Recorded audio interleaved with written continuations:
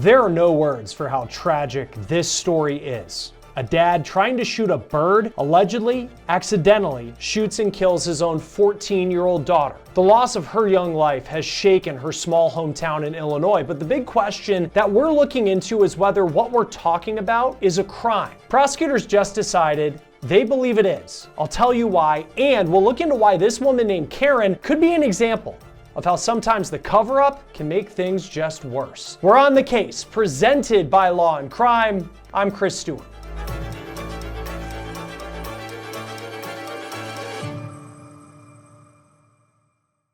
My heart absolutely breaks for the dad in this story, based off the information we know from law enforcement. But in these cases, no matter how tragic they are, prosecutors still have a job to do when it comes to applying the law. And that is what prosecutors in Southern Illinois believe that they're doing in this story.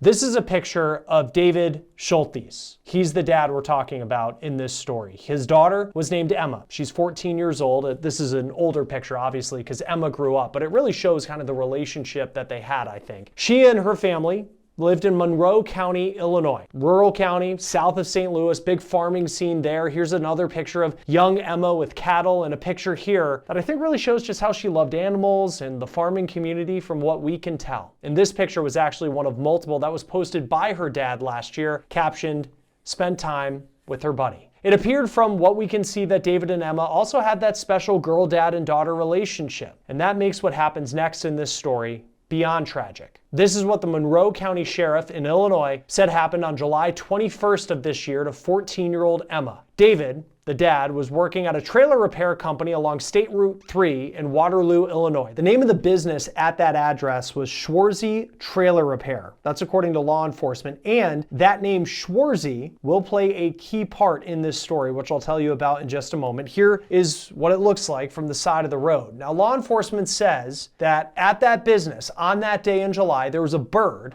that flew into a brick building. Now, birds obviously can be a pest, so David allegedly decided that he was going to handle the problem by getting a handgun and shooting that bird. Now, here's what deputies wrote happened next. Quote, David Schultheis discharged a handgun in an attempt to shoot a buzzard that had entered a brick building, and in doing so, Schultheis inserted only his arm into the room, keeping his head outside the doorway to avoid potential ricochet before pulling the trigger. Deputies say when David did fire that gun, the bullet struck the bird, passed right through it. The bullet then exited the building through a window, and that bullet hit someone else on the outside, Emma, David's 14-year-old daughter. EMTs tried to save their life. They gave her CPR. They rushed her to the hospital where life-saving measures continued, but that is where she died. The bullet that David had allegedly blindly fired in hopes of getting rid of a pest had hit and killed his own daughter. As a parent, it is so difficult to imagine that scene, and it makes looking at pictures like this one so difficult to look at as well. Law enforcement took their time on this investigation. They wrapped up their investigation more than a month later on August 26th. They said that they followed 45 leads into the alleged accidental shooting of Emma Schultheis. But then on September 2nd, this became a criminal case. The Monroe County State's attorney decided that David, the dad, needed to be held accountable. David was charged with reckless discharge of a firearm for allegedly firing the gun in a reckless manner, endangering the safety of another. And in this case, it was the bullet that killed his own daughter. David surrendered himself to authorities. He's currently out of jail as this case goes on. Here's his booking photo per local newspaper, the Republic Times. But in that month-long investigation, law enforcement found that someone else was not allegedly being honest in the aftermath of this tragedy, a woman by the name of Karen Schwarze. Now, according to the website for that trailer repair company that bears her name, she worked alongside her husband who owns the business where Emma was killed. The website lists Karen as the office manager. Deputies say that Schwarze allegedly tried to hide the gun that David allegedly fired, a .40 caliber handgun, after Emma was shot to, quote, prevent the apprehension or prosecution of David Schultheis. Search warrants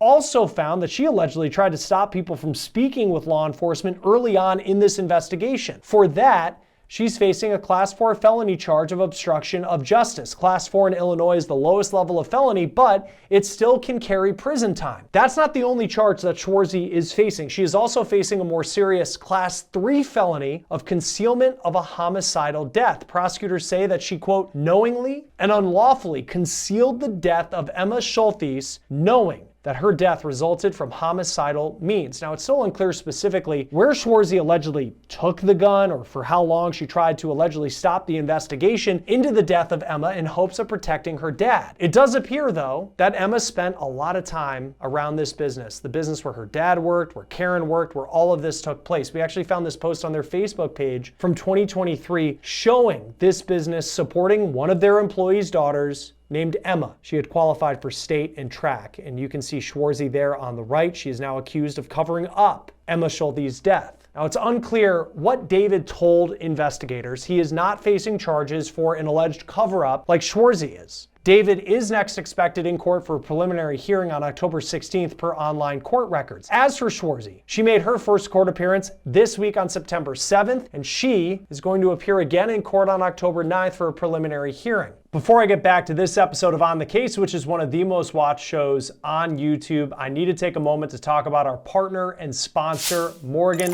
& Morgan, America's largest injury law firm. They have more than 1,000 attorneys, and they win a lot.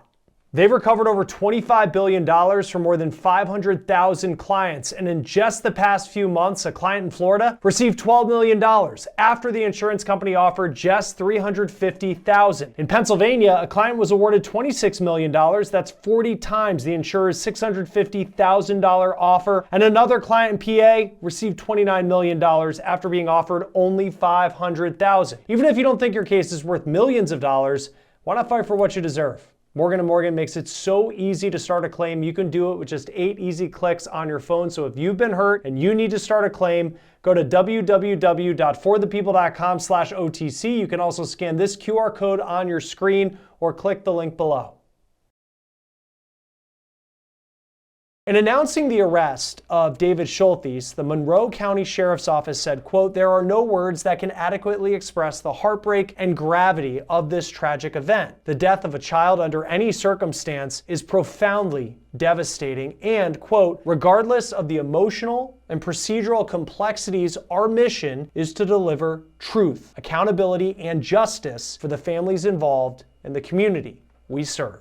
Joining us now is Illinois trial attorney Patrick Provenzale. Thank you for taking the time to be with us. Very interesting case here. Of course, sad and tragic to see this girl's life lost and to see how the law could apply to it.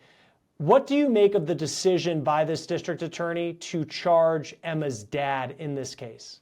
So first, Chris, thanks for having me. I'm happy to come on. I agree with you. What a tragedy across the board for this dad and the young lady and her family. This is a really tough case from a prosecutor's standpoint in looking at a situation where there's no intent in terms of wanting someone dead or even risking the death of someone, but having caused the death by the discharge of a firearm. So, a charge like reckless discharge usually would require, in fact, not usually, always requires some amount of knowledge on the part of the person who's pulling the trigger to know that the result of the discharge is going to endanger someone else. So there must be some facts in this case that the prosecutor is aware of to make the allegation and to seek a charge that is going to require the prosecutor to prove that when that dad pulled the trigger, he knew his daughter was somewhere in the line of fire down the line. The real difficulty on a case like this is that the appropriate charge is not reckless discharge because someone died. The appropriate charge is one of two other things, which is an aggravated reckless discharge when you are discharging a weapon and know that there's a person who's in the line of fire. That's the more appropriate charge than a regular reckless discharge. Or in the case of when someone dies, involuntary manslaughter, which is the reckless discharge that results in the death of someone. So it's real interesting that the prosecutor here has gone for the lowest of the severity of the offenses without even mentioning or referencing the fact that the discharge resulted in the death of this man's daughter.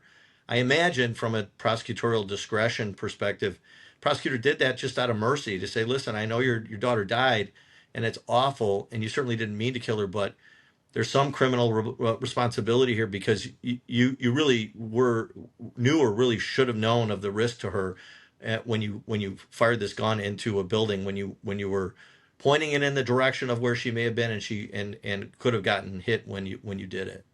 And like using a 40 caliber handgun to kill a bird, I mean, that's not what, those types of guns are typically used for. It just, from the way they described it, it seemed like he was just blindly pointing it into a room, and then he hits this bird, and then this horrible chain of events happened. The discretion part of it, I was just going to say, is interesting, because I could see in the statement from the sheriff's office where they're very much like, no matter the emotion of the situation, and there are certainly no words for this tragedy, we have to apply the law. And it seems like that's what they're trying to do here. Right. Prosecutorial discretion is really wide and broad, and up to the point of not bringing charges. The prosecutor could have looked at a situation like that and like this, and even if the sheriff or the police were pressing, we want this person charged, we think they should charge, prosecutor can say, I don't agree. I'm just not going to charge this individual because I don't think that the population, the citizens of Monroe County are best served by sending this man to jail. And they can do that. Now, the accountability for that is at the ballot box. That's where prosecutors are held to account for their decisions. But he has that absolute discretion as to not charge in a situation like this. I think he tried, or he or she, whoever the prosecutor is, has tried to sort of strike a middle ground here by going with the least serious offense. So a reckless discharge is a class 4 felony in Illinois, and that's probationable. It means that he may not even serve a day in jail. It's just a felony conviction if he's found guilty. That might be the route that the prosecutor is pushing here.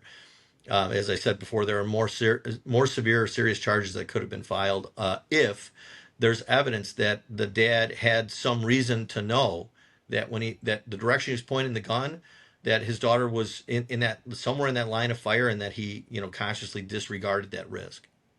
And before I get to Karen Schwarze, who's the woman who seems to be facing more serious charges in this case and accused of more, I'd say, criminal activity in this case, if you were a prosecutor, because it seems like with this charge as well, I mean, if you had, say, surveillance video, which I'm not sure if they have, but you can see someone with a handgun blindly pointing it into a room and firing, can you cut off the fact that where that bullet eventually went took his daughter, where all the emotion would be for the jury and where the defense could present a very sympathetic figure, where if you just have evidence that he fired a gun that way, that seems like a pretty, I wouldn't say open and shut, because it's never really like that, but clearly that's not proper gun ownership. Yeah, and I agree, it's not proper gun ownership. I mean, anyone who's trained in handling firearms, especially something as powerful as a 40 caliber handgun, is going to know that you just don't point it in where you don't know where it's going to end on the other end of the shot, unless that's where you're intending it to hit, right? So I think there's going to be challenges on both sides, in the prosecutor and defense side, in this, because the prosecutor is going to have to show this mental state of recklessness that this dad had, which is going to be a hard hurdle to clear. I think a jury is going to be hard pressed to think that this man just put his arm in the building. Granted, he may not have been looking where it was aiming, but had some conscious awareness that it was pointed in the direction of his daughter. That's a hard hurdle, unless they have really solid evidence to push that point as beyond a reasonable doubt for a jury to believe. Prosecutor's going to have a hard time proving that.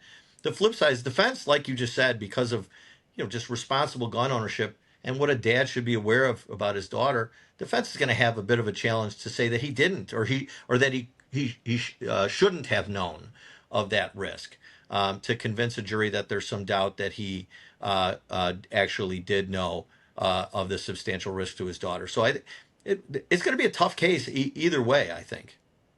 Yeah, and let's move now to Karen Schwarze, who's the other person who's been charged in this, and she's facing a class 3 felony of concealing a homicidal death. Because when I looked at that, and I think about, homicidal death, like, this is not a homicide or a murder case. What is the reason that she still is facing that charge, though this appears to have been an accident? So it's the distinction in Illinois between a homicide and a murder or manslaughter. So homicide in Illinois is defined simply as the death of one person as a result of the actions of another person, independent of what the intent was of the other person in causing the death. So an accidental death, a car accident where someone dies, is a homicide. It doesn't mean that there's any criminal responsibility for it. It just means someone died at the hands of another person. So concealing a homicidal death is really just that. It's that you conceal the fact that a person had died at the hands of another person, and that makes that charge appropriate. Depending on what it is, the facts that they have to to stick to this lady and what she did or didn't do, when anyone came asking about what happened.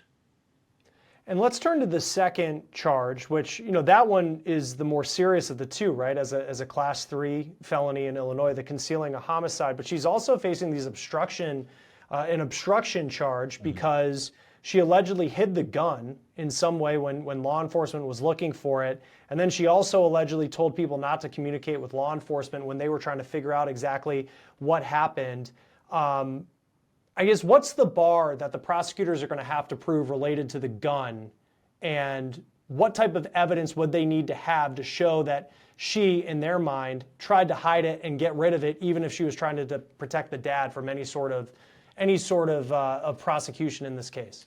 Well, they're going to have to prove that she knew how the girl died. That's really what it's going to come down to, because if she didn't witness it or have some firsthand direct knowledge about how Emma died, then they're going to have a very tough time showing that she intended to obstruct justice by hiding the gun.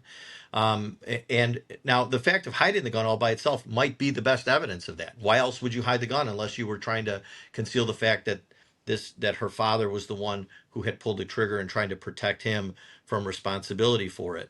That also, again, by itself kind of suggests that there was a reason to protect him, that she would hide the gun. Maybe there is solid evidence that he did know she was in the line of fire when he pulled the trigger.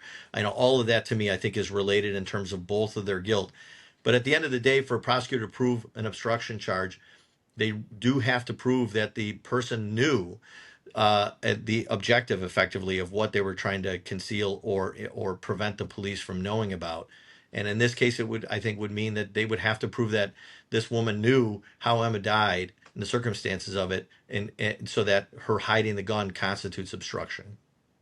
Because, and there's still a lot that we don't know. I have a lot of questions just about the timeline of how, we know kind of how it happened, but then I think about, here's EMTs arriving and law enforcement. They're trying to save her life. They rush Emma to the hospital. Law enforcement's called. Clearly they would have known that this was very quickly, that this was a bullet that took this young girl's life. And then it's like, the first question is, where's the gun? Mm-hmm.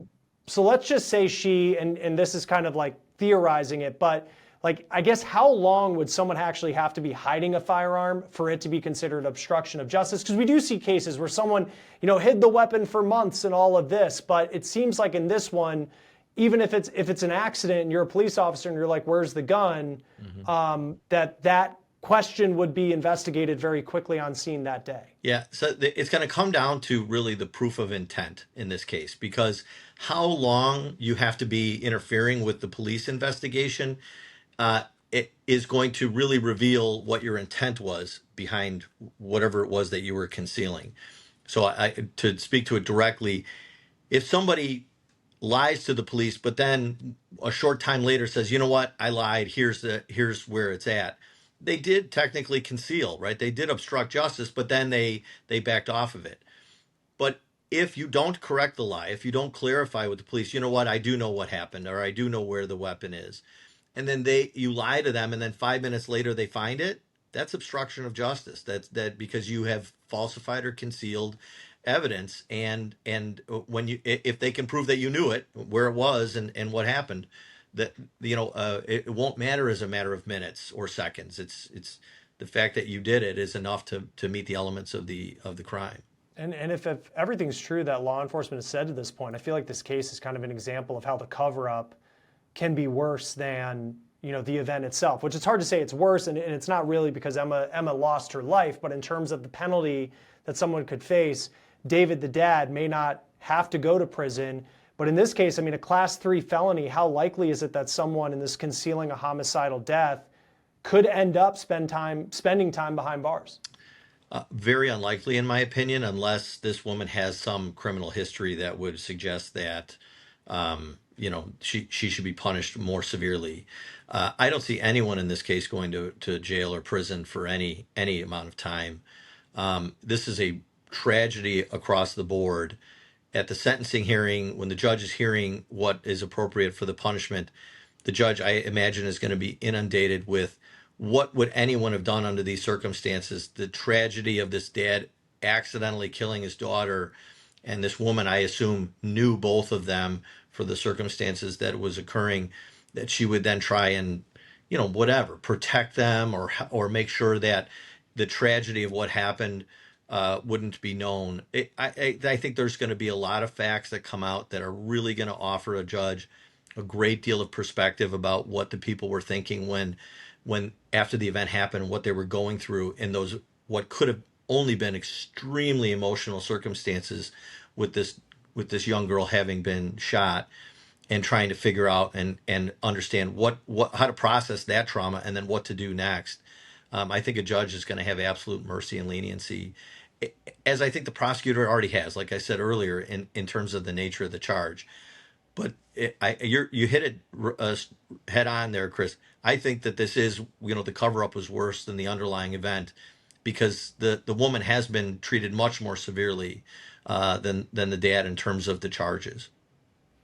How likely is it that this would go to trial? Because I do think about this county it's a rural county, seems like a close-knit community. Certainly this story, no matter where you live, is going to hit you in the heartstrings. To get jurors who are on this, on a jury that might not have heard of this, seems like it'd be pretty difficult. How do you see this potentially? And we're still in the beginning stages. They'll have preliminary hearings next month, so we've got a long way to go. Mm-hmm. But I guess how likely is it that this actually could go to trial?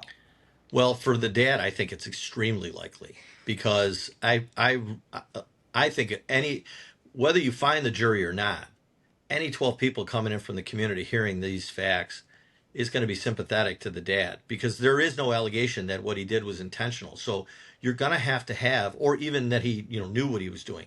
It's that he had some awareness that she was in the line of fire, and he should not have disregarded that awareness and pulled the trigger anyway. And the natural rebuttal to that is no father who thought that his daughter was in the line of fire would pull the trigger if he thought that was true. To me, this is a very triable charge for the father, because I think a jury's going to be very sympathetic. And if I was the defense attorney and I was defending this case, I would have him testify every day, because the jury's going to identify not with his situation, but with him as a human being, and be sympathetic towards him, because what a trauma and travesty he's gone through for having killed his own daughter. And I really think that that's going to be something that a jury's going to hear and look at and see the passion and the emotion in him, and understand this is not a crime. All things that we know about it so far, if it's just, reckless discharge. If it's something else, things could always change, but that seems to me to be a hard sell for any prosecutor.